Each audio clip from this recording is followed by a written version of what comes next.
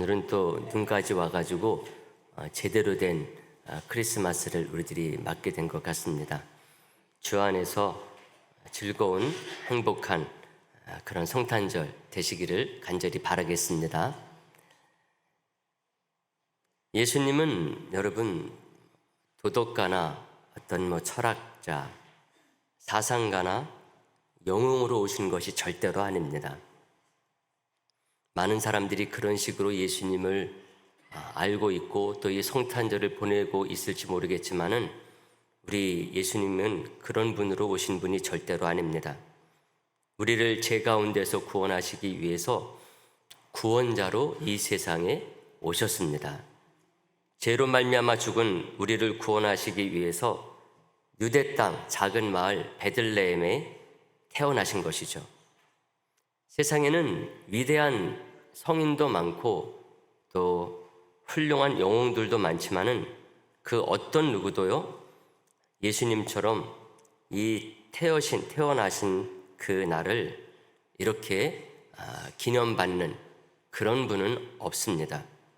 오직 예수님만이 온 세계가 이렇게 찬양하고 경배하면서 그 태어나신 날을 기뻐하고 있는 거죠. 믿는 사람들도 그렇지만은 믿지 않는 사람들까지도요 같은 마음으로 축하하고 즐거워하는 것, 이것은 결코 우연이 아닐 뿐만 아니라 그냥 되어진 일이 아니라고 하는 것입니다. 우리가 보통 드러내놓고 말은 하지 않지만은 우리 인간의 죄의 그 심각성, 이것을 우리 모두가 은연중에 공감하고 있다라고 하는 것을 드러내고 있는 현상이라고 할 수가 있습니다. 그 어떤 누구도요 인간의 본질적인 문제가 죄다 이렇게 말하지 않습니다. 또 그렇게 말하고 싶어 하지 않아요. 특히 21세기 요즘은 더욱더 그렇습니다. 도덕과 윤리의 중요성은 말하고 철학과 사상의 중요성은 말해도 또는 요즘은 자연과 생명의 중요성들에 대해서 많이 말을 하죠. 그렇지만은 인간의 가장 큰 문제는 죄다 이렇게 말하는 그런 사람들은 없습니다. 또 점점점 없어지고 있는 거죠. 근데 이것에 대해서 오직 예수님만이 인간의 본질적인 문제는 죄라는 것을 알고 계시고 그 죄를 해결받기 위해서는 자신을 구세주로 믿는 길밖에 없음을 예수님께서는 아주 분명히 하셨습니다. 다른 것은 이런저런 해결책이 있을지 모르지만은 하나님 앞에서 지은 이 아담의 죄는, 그래서 우리들이 물려받은 이 본질적인 인간의 죄의 문제, 이것은 예수님 외에 절대로 다른 해결의 길이 없다는 것입니다. 저와 여러분들이 다 믿고 있는 줄로 믿습니다. 하나님은 이 구원자 예수님을 이 세상에 보내시는 데 있어서요 아주 신실한 믿음의 어린 두 사람을 사용하셨어요. 바로 요셉과 마리아입니다. 요셉과 마리아 가정의 아기로 태어나게 하신 것입니다. 요즘으로 말하면은 당시 요셉과 마리아는 청소년이었습니다. 청년도 아니라 청소년이었어요. 오늘 우리가 성탄절 맞아가지고 우리 중고등부 청년들 함께 예배를 드리고 있는데요. 아기 예수가 태어나실 때 요셉과 마리아는 20살 넘은 그런 청년들을 생각할 수가 없습니다. 장년을 생각할 수가 없어요. 청소년기 20세 미만의 청소년을 우리가 생각을 해야 된다고 하는 것입니다. 당시 요셉과 마리아는 분명히 15살에서 20살 청소년이었을 것입니다. 여자 같은 경우는 당시 15, 16이면 결혼을 하는 거죠. 그리고 남자들 같은 경우도 18살이면 결혼을 해서 가정을 이룹니다. 당시에는 평균 수명이 40살 미만이었습니다. 많은 사람들이 다 40살 미만에 죽는 것입니다. 그러니 결혼도 일찍 할 수밖에 없는 거죠. 근데 그런데 오늘 말씀에 보게 되면은 이 요셉과 마리아의 아기 예수 출산 여행이 나오고 있는 것입니다. 출산 여행이다. 이렇게 좀 이름을 제가 붙였어요. 1절 말씀 우리가 한번 다 같이 한번 보도록 할까요? 다시 한번 받지만은 1절 말씀 다 같이 보겠습니다. 시작. 그때에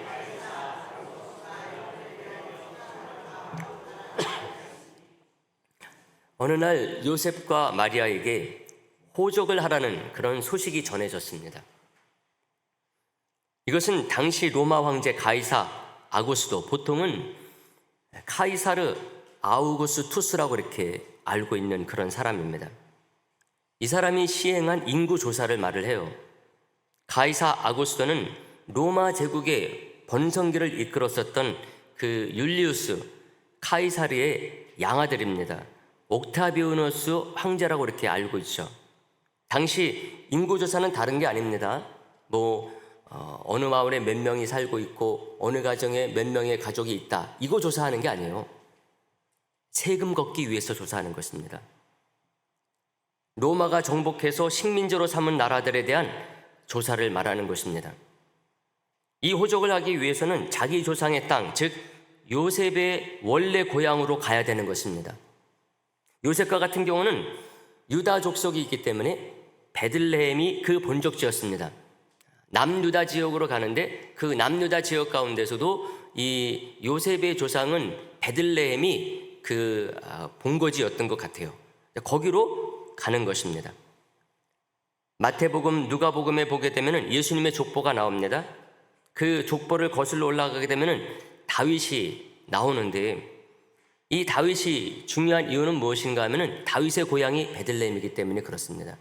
결국은 다윗의 고향과 이 요셉의 고향이 같고, 그것이 베들레헴으로 딱 특정이 되는 것을 보고 마태복음, 누가복음의 그 족보를 보게 됨으로써 이 요셉은 바로 이 다윗의 후손임을 우리가 알 수가 있게 되는 것입니다. 또 이것이 또 중요한 이유는 무엇인가 하면 선지자들의 예언 때문에 그렇습니다. 선지자들은 수백 년 전부터 구약 성경에 보게 되면 하나같이 오실 구세주 예수 그리스도는 다윗의 후손으로 오시다, 이렇게 딱 말을 해놨어요. 예레미야서 33장 15절도 그 말씀 중에 하나거든요. 우리가 이 말씀도 다 같이 보도록 합니다. 시작. 그날 그때에 내가 다윗에게서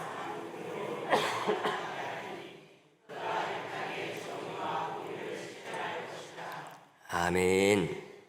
요셉과 마리아는 이 호적을 하라는 소식이 딱 전해졌을 때요, 분명히 이 모든 게 다 하나님의 인도하심이다, 이것을 생각하고도 남았을 거예요. 여러분, 요셉과 마리아가 이제 아기 낳을 때가 다 됐으면은 아기를 가진 때로부터 몇 개월이 지난 겁니까, 여러분? 네, 이건 제가 말하지 않아도 너무나 잘 알죠. 10개월 전에 요셉과 마리아에게 아기 예수를 갖게 되고 태어나게 될 것이다라는 예언을 받았거든요. 그러니까 이 호적하라는 이 소식이 딱 전해졌을 때 그 마음 가운데 다 연결이 되게 되어 있는 거예요.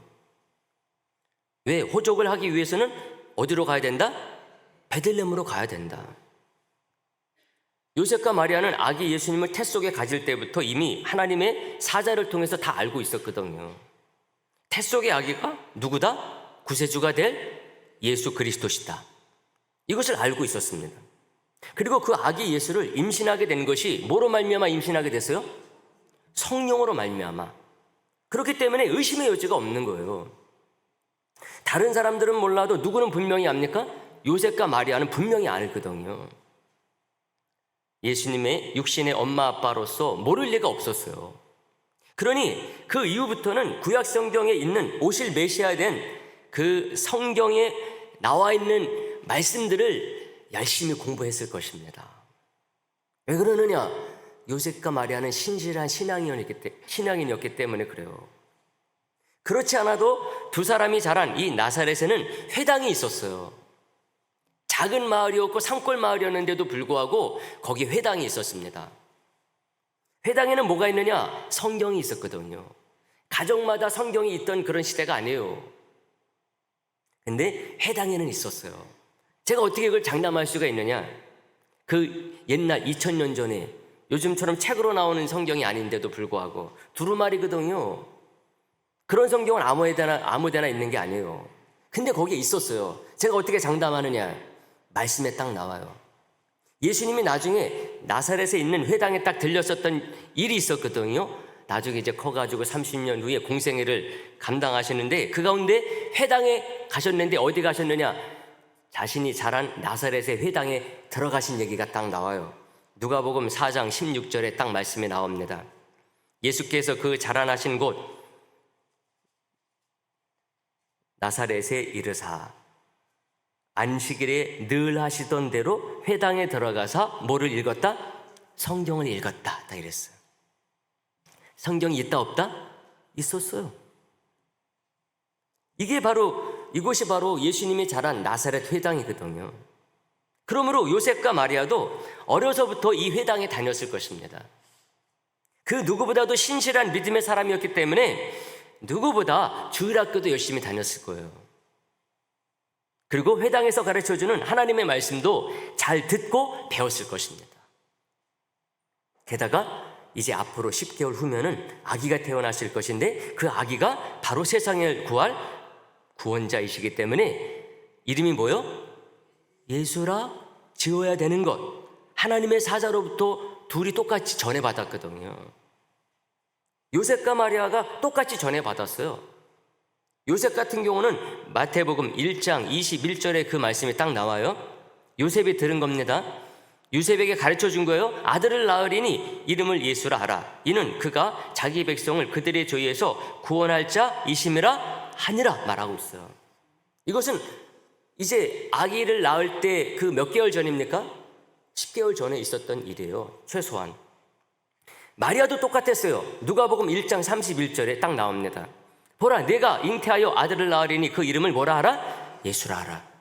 이 두 사람이 하나님의 음성을 들었거든요. 그 다음날 두 사람이 만났어요. 만나가지고 대화를 하는데 우리에게 아기가 생기는데 그 이름을 누구라 하라? 두 사람이 입을 맞춘 게 아니었어요. 이름이 뭐라고요? 예수라 하라. 요셉의 입술에서도 마리아 입에서도 이름이 예수래. 똑같이 말한 것입니다. 얼마나 놀랬겠어요. 그러니 이 두 사람이 그 후부터 얼마나 열심히 성경 공부했겠습니까? 그게 아니더라도 오실 메시아에 대한 얘기는 하나님을 섬기는 유대인들에게는 상식이었어요. 우리는 그것을 헤롯 대왕을 통해서 확인을 합니다. 동방박사들이 아기 예수께 경배하러 왔다 했을 때 헤롯은 그것이 어디인지를 알고자 했어요. 왜? 죽이려고. 유대인의 왕이라 그러니까 왕은 자기밖에 없는데 왜 또 나와야 돼? 죽이려고. 어디냐? 알고자 했어요. 이것에 대해서 대제사장과 서기관들은 이미 다 알고 있었다? 모르고 있었다? 알고 있었어요. 그곳이 어디라는 것, 베들레헴이라는 것 알고 있었어요. 왜? 구약 성경에 이미 나와 있기 때문에. 미가 선지자의 글에 그 말이 딱 나옵니다. 예수님께서 태어나시기 700년 전에 미가 선지자가 예언한 거예요. 미가서 5장 2절 말씀 다 같이 봅니다. 이 말씀도 다 같이 봅니다. 시작. 베들레헴 에브라다야, 너는 유다 족속 중에 작을지라도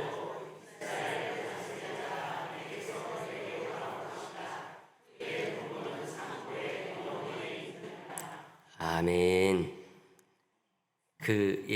베들레헴이 작을지라도 이스라엘 다스릴 자가 어떻게 거기서 나온다 딱 말하고 있어요. 그곳이 어디라고 말했습니까?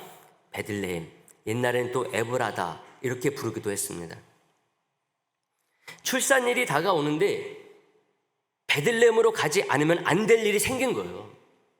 아마 그러지 않았다고 한다면은 이 두 사람이 그냥 나사렛에서 날 수도 있었어요. 그런데 베들레헴에 가야 될 일이 이상하게 생겨버린 거예요. 그것도 안 가면 안 되는 일이. 누구나 할 것 없이 호적을 하기 위해서 자기 고향 그 본래의 본적지로 다 갑니다. 어떤 사람은 갈릴리 가버나움으로 가기도 하고, 어떤 사람은 그 유대 지역 다른 곳 헤브론 같은 곳으로 가기도 하고. 근데 이 요셉과 마리아는 어디로 가야 된다고요? 베들레헴으로 가야 되는 것입니다. 이제 출산일을 얼마 앞에 두지 아니하고 두 사람은 길을 나섰어요. 그렇지 않았다고 한다면은 아기를 낳고 갔을 수도 있어요. 왜요? 만삭이 돼가지고 아기 낳을 그 시일이 가까워오고 있는데 걸어간다는 것, 이거 생각할 수 있습니까, 여러분? 남자들은 이거 몰라요. 근데 이 두 사람은 가야 됐어요. 왜? 그 아기는 메시아가 될 예수님이기 때문에 그래요. 그리고 그 예수님이 태어날 곳은 어디다? 베들레헴이다. 이것을 성경 공부하면서 알고 있었기 때문에, 그렇지 않아도 많은 사람들이 그것에 대해서 알고 있는 사람들이 많았거든요. 선지자들이 이미 예언한 것을 그들이 알고 있었기 때문에 그렇습니다. 두 사람이 살고 있었던 곳은 어디입니까? 나사렛이에요. 갈릴리 북쪽입니다. 이스라엘 땅 깁니다. 남북으로 길어요. 자기들이 살고 있었던 나사렛은 이스라엘 땅 가운데서 북쪽 지역입니다. 여기서부터 이 베들레헴까지는 한 130km가 넘어요. 짧은 거리가 아니에요. 근데 만약에 두 사람이 사마리아를 통과해서 온다 그러면 한 100km 정도 됩니다. 우리가 잘 아는 것처럼 당시 많은 유대인들은 이 사마리아는 가질 않아요. 왜? 그 사람들은 불신앙의 사람들이고 그 사람들은 이방인과 같은 사람들이기 때문에 거기에는 가기를 원치 않았어요. 근데 학자들의 글을 보게 되면은 그렇지도 않았어요. 만약에 급한 사정이 있다 그러면은 사마리아를 관통해서 가는 일들이 적지 않았다고 그래요. 근데 요셉과 마리아 같은 경우는 뭐요? 아기가 나올 때가 가까워지고 있었기 때문에 아마 곧장 질러서 갔을 수도 있다는 것입니다. 그러면 한 100km 정도 됩니다. 짧은 거리가 아니에요. 아기를 갖고 건넨다라고 하는 것이 쉽지 않습니다. 어떤 학자들은 그렇게 주장하는 사람들도 있어요. 호족하는 일은 남자만 가면 된다. 그렇게 주장하는 분들도 있어요. 우리가 좀 그것은 어떻게 생각하면 그게 당연할 수가 있습니다. 왜냐하면 당시에는 여자 같은 경우는 오늘 동네 사람 다 모이세요 그러면은 그 여자들, 어린아이들은 세지 않았거든요. 남자들만 카운터를 하는 거예요. 그래서 그렇게 생각하시는 분들이 많이 있었어요. 그렇지만은 만약에 이것이 로마 당국이 인두세를 받기 위한 것이다, 사람 몇 명이나 따라서 세 받는다, 그렇다고 한다면 여자들도 다 가서 신고를 해야 됐을 것이다, 이렇게 또 주장하는 분들도 있습니다. 이렇건 저렇건 요셉과 마리아에게는 해당되지 않아요. 왜냐? 마리아가 가지 않으면 안 되는 이유가 있었거든요. 거기 가서 아기를 낳아야 예수님의 고향이 어디가 되는 겁니까? 베들레헴이 되는 거예요. 천하가 뒤집어져도 마리아가 베들레헴으로 가야만이 예수님이 베들레헴 사람이 되는 것입니다. 이렇게 해서 나사렛을 출발한 두 사람이 베들레헴에 도착할 때쯤 됐을 때에 정말 해산할 날이 딱 가까운 거예요. 아기가 나오는 거예요. 오늘 보면 6절에서 딱 알려줍니다. 6절 말씀, 거기 있을 그때에 해산할 날이 찼다 얘기를 하고 있습니다. 마음이 아픈 것은 이렇게 출산일이 코앞인데도 불구하고 이 두 사람이 최소한 이 마리아라도 나귀 같은 것을 탔다라는 기록이 없어요. 하다못해 마차라는 것도 탔으면 싶은데 그것도 아닌 것 같아요. 2000년 전이지만은 돈이 조금이라도 있는 사람들은 그런 것을 이용했어요. 당시 나귀 같은 경우는 그 장년 성인이 일을 해가지고 2달 정도 번 값 혹은 2년 정도 모은 그 임금을 가지고 살 수 있었다고 그럽니다. 근데 요셉과 마리아는 그럴 만한 여유가 없었던 것 같아요. 우리는 그것을 어제도 우리가 살펴봤었지만 정결의식에서 하나님께 제사를 드리는데 뭐를 드렸다 그랬습니까? 어린 양이 아니라 산비둘기 드렸다 그랬어요. 이것을 통해서 확인할 수가 있습니다. 이것을 보게 되면 요셉과 마리아가 나사렛에서 얼마나 어렵게 살았는지 이것을 알 수가 있어요. 두 사람이 불성실했기 때문에 그런 게 아니에요. 당신은 그럴 수밖에 없었어요. 열심히 살아도 그냥 근근히 먹고 사는 게 다였습니다. 특히 나사렛 사람들에게는 너무나 당연했거든요. 나사렛은 부자 동네가 아니에요. 나사렛은 당시 마을들을 조사한 연구를 보게 되면은 2000년 전에 이스라엘 땅 거기에서 도시는 어디다? 그리고 마을은 어느 정도다. 마을 가운데서 1000명 사는 마을은 어디야. 500명 사는 마을은 어디다. 이런 것들을 조사한 분이 있어요.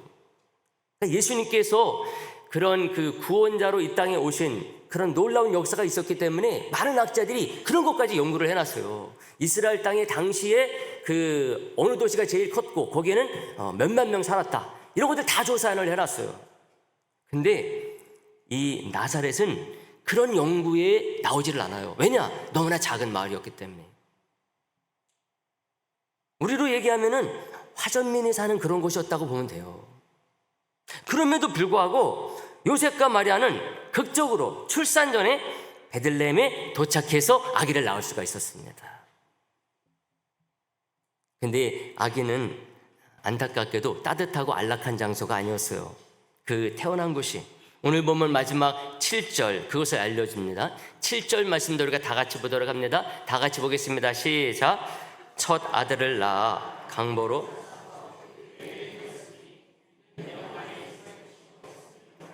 아멘. 여러분 누군가 좀 먼저 가가지고 방을 미리 잡아놨으면 참 좋았겠는데 그러지도 못했던 것 같아요. 두 사람이 나사렛으로부터 베들레헴까지 갈 때 분명히 두 사람만 가지 않았을 거거든요. 왜? 그때 당시에 많은 사람들은 이동을 할 때에 어떻게 해서라도 여러 사람이 이동을 하려고 합니다. 왜냐하면은 가는 길 가운데 강도, 산적들 만나기 때문에 그렇습니다. 분명히 몇 명의 사람들이 더 같이 갔을 거예요. 가는 것 가운데 물론 베들레헴까지는 아니더라도 중간에 이제 뭐 어떤 사람은 중간에 가다가 우리는 여기야 서로 이렇게 이제 갈라지죠. 그러는 가운데 베들레헴 그 밑에도 또 유대 땅이 있거든요. 그럼 거기 지나서 밑에까지 가는 사람들도 있었기 때문에 거기 같이 가는 사람들이 있었을 거예요. 그래서 미리 좀 가서 그 방 좀 잡아놔 달라고. 근데 그러지도 못했던 것 같아요. 베들레헴은 또 작은 마을이었기 때문에요. 여관도 많지 않았을 거예요. 여관마저도 전국에서 호족하라는 이 명령이 내려져 가지고 아마 이 사람 저 사람 거기 가서 이미 여관 잡아서 있었던 것 같아요. 결국 이 나이 어린 두 사람, 경험도 없잖아요. 아기 낳아본 경험도 없어요. 그 두 사람은 말 같은 짐승들이 있는 구유에 아기 예수님을 낳고 거기에 뉘을 수밖에 없었어요. 만약에 좀 경험이 있고 나이가 있었다 그렇다고 한다면은요, 그 주인이 돈 벌기 위해서 여기 구유에서 낳아 그랬을 때에 아마 경험이 있고 나이 많은 사람이라고 한다면 어떻게 아기를 거기서 낳느냐고 그러면서 다른 조치를 취했을 거예요. 그러나 이 요셉과 마리아는 경험도 없고 어리다 보니까 어린이 그렇게 하라 그러니까는 그래도 되나 보다 거기서 낳았을 거예요. 아마 결국은 예수님이 어디에서 태어났다? 말구유에서 태어나신 거예요. 그날 두 사람은 아빠가 됐고 엄마가 됐어요.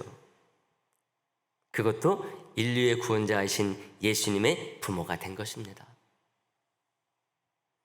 여러분 오늘 본문에 나오는 내용이 바로 이런 내용입니다. 다 알고 있는 내용이지만은 성탄절을 맞아가지고 다시 한번 우리가 살펴봤어요.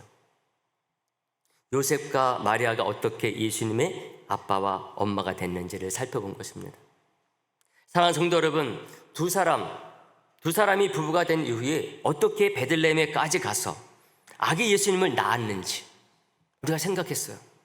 그냥 우리들이 말씀에만 나와 있는 것으로만 생각하게 되면은요, 이 두 사람이 그것을 우리가 충분히 상상하기가 쉽지가 않아요. 깊이 묵상을 해야지만이 이 두 사람이 얼마나 놀라운 그런 신앙의 청소년인가를 생각할 수가 있게 됩니다. 인류의 구원자 예수님이 나이 어린 부부 요셉과 마리아에게서 어떻게 태어났는지를 우리가 좀 더 자세히 생각하려고 했던 것입니다. 우리가 잘 아는 것처럼 예수님도 나사렛에서 목수로 사셨어요. 자기 아버지 요셉도 목수였고 그 당시에는 그런 것들이 너무나 당연했으니까 아버지가 목수면 아들도 목수. 그렇게 사신 것이 30년입니다. 그러니 예수님도 이제 태어나기는 베들레헴에서 태어나셨지만은 나사렛 사람이라고 불리는 것입니다. 인류의 구원자, 그 구원자가 아무도 알아주지 아니하는 나사렛 출신이 된 것입니다. 태어난 것 베들레헴도 마찬가지지만은 나사렛도 마찬가지예요. 인간적으로 생각하면 그 누구도 거들떠보지 아니하는 그런 지역의 사람입니다. 예수님은 그 나사렛의 요셉과 마리아를 부모로 두고 대를 이어가면서 몫으로 사신 거예요. 근데 여러분, 이 지점에서 우리들이 하나님은 왜 하필이면은 그런 곳에서 예수님의 부모감을 찾으셨을까 하는 것입니다. 그 질문을 던지고 싶어요. 왜 하나님께서는 하필이면은 인류의 구원자, 온 역사의 구원자 예수 그리스도의 부모감을 거기에서 찾으셨느냐 하는 것입니다. 우리가 이 질문을 성경 창세기서부터 요한계시록까지 읽을 때 계속해서 던져야 될 질문 가운데 하나예요. 왜 하나님은 그렇게 하셨을까? 요셉은 그의 출신 마을 베들레헴으로 보나, 그가 살고 있었던 나사렛을 보나 보잘것없는 하찮은 집안의 아들로 자란 사람이에요. 그리고 그마저도 나사렛 같은 곳에서 살다가 죽을 수밖에 없는 사람으로 보입니다. 그렇게 죽는 거예요. 아무도 알아주지 않기 때문에. 옛날에는 다윗의 후손이다 그러면은 보란 듯이 살았을 그때도 있었어요, 물론. 근데 다윗의 시대는 이미 그로부터 1000년 전의 사람이거든요. 1000년 전의 사람이기 때문에 그 후손이다 그래가지고 덕 볼 일이 없어요. 그 옛날에는 그 덕을 봤을지 모르지만은 지금은 아니라는 거예요. 오죽하면은 그 요셉의 조상들이 어느 때부터 나사렛까지 와서 살았을지 모르지만은 나사렛까지 흘러 들어와서 살게 된 것입니다. 원래는 베들레헴인데 이스라엘 사람들에게서 베들레헴이 고향이다라고 하는 것이 중요한 의미를 가져요. 왜냐? 거기에 땅이 있기 때문에 그래요. 모든 이스라엘 사람들은 땅을 분배받았거든요. 조상들은 거기서 계속해서 농사 지으면서 대를 이어 사는 거예요. 그 땅은 사고 팔 수도 없어요. 그렇기 때문에 다른 데 이사 갈 일이 없는 거예요. 그런데 그 땅까지 팔아먹었다. 그렇다고 한다면은 이 요셉의 조상들이 얼마나 힘겨운 삶을 살았는지. 그래서 결국은 이사 다니다 못해 이 나사렛까지 가서 살게 된 것입니다. 그런 면에서 마리아도 마찬가지예요. 그 조상들은 나사렛까지 흘러 들어와 가지고 살 정도로 별 볼 일이 없는 사람들로 전락했다고 보면 됩니다. 그러나 하나님 보시기에 예수님의 부모로서 요셉과 마리아만한 사람이 없었어요. 그보다 나은 사람을 찾을 수 없었던 것 같아요.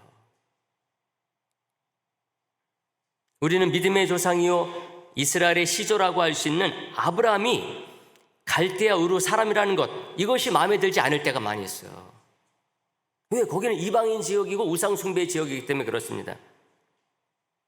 근데 그 아브라함은 거기에서 그 조상들이 우상을 만들어서 팔아 살아가는 사람이었다고 우리는 알고 있기 때문에 그렇습니다. 세상에 더 잘나고 더 잘 살고 더 나은 직업을 갖고 더 떵떵거리면서 사는 사람들이 얼마나 많은데 그런 사람을 믿음의 조상이 되게 하지 아니하고 이스라엘의 시조가 되게 하셨느냐 하는 것입니다. 그래서 우리는 그런 의문을 품게 돼요. 야, 아브라함보다 왜 더 좋은 사람, 더 훌륭한 사람, 더 많이 배운 사람, 왜 그런 사람을 하나님께 찾지 못했을까? 근데 하나님은 정말 세상을 샅샅이 다 뒤져봤지만 갈대와 우르에 가서야 믿음의 조상이요 하나님의 나라 이스라엘의 시조가 될 만한 사람을 찾은 것이 아니냐 하는 것입니다. 근데 나중에 딱 보니까 아브라함은 정말 그 누구도 갖지 못한 믿음의 사람이었어요. 하나님이 제대로 찾은 거죠. 그 믿음이란 무엇입니까? 하나님이 없으면 안 되는 사람이에요. 아브라함이 하나님 딱 만나고 나서는 그 우상 만들어 팔아먹고 살았던 거 다 집어쳐버렸어요. 하나님께서 가라고 하신 가나안으로 이사가 버렸어요. 하나님만 믿고 신뢰하는 사람이 아브라함이었던 거예요. 하나님이 제대로 찾은 거죠. 이런 면에서 모세도 마찬가지예요. 모세가 하나님의 부름을 받았을 때 그는 40년간 목동으로 살았어요. 40살에 광야로 들어가서 목자로 살기 시작했는데 그 즈음에서 하나님께서 모세를 이스라엘 지도자 삼으신 것이 아니라 그 광야에서 미디안 광야에서 목동으로 40년 다 살고 이제 죽을 때 됐는 80살에 하나님께서 찾아오신 거예요. 네가 이스라엘의 지도자가 되라. 물론 과거에는 애굽의 왕자로 애굽 왕궁에서 살았던 사람이 모세입니다. 대단한 사람인 거죠.